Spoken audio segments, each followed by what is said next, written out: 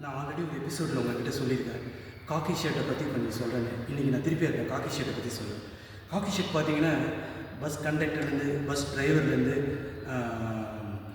என்ன சொல்கிறது, இதில் பெரிய பெரிய கம்பெனிஸில் இருக்கிற ஒரு செக்யூரிட்டிஸ்லேருந்து நிறைய பேர் காக்கி ட்ரெஸ் போட்டிருப்பாங்க. ஏன் போலீஸ் கமிஷனர்லேருந்து பெரிய பெரிய போலீஸ் ஆஃபீஸர்ஸ், போலீஸ் அஃபிஷியல்ஸ் எல்லாருமே காக்கி ட்ரெஸ் போட்டிருப்பாங்க. அந்த காக்கி ட்ரெஸ்ஸுக்கு அவ்வளோ வேல்யூ. அதனால் நம்ம தலைவரும் நிறைய படத்தில் காக்கி ட்ரெஸ் போட்டிருக்காரு.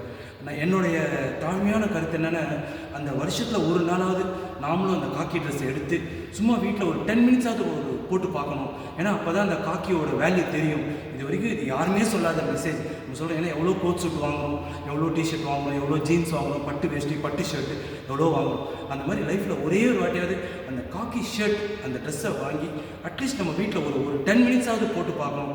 அப்போ தான் அந்த காக்கியோட வேல்யூ தெரியும் அப்படின்னு நான் அதை என்னுடைய ப்ராக்டிக்கல் எக்ஸ்பீரியன்ஸில் சொல்கிறேன். அதனால தான் இந்த காக்கியை பற்றி பேசுகிறேன். அந்த காக்கியை நான் போட்டுட்டு நான் பேசுகிறேன். அதனால் கண்டிப்பாக உங்களுடைய ஒத்துழைப்பு எனக்கு கண்டிப்பாக என்னை வாழ வைத்த தமிழ் மக்களுக்கு ரஜினி சார் சொன்ன மாதிரி நீங்கள் கொடுப்பீங்கன்னு நம்புகிறேன்.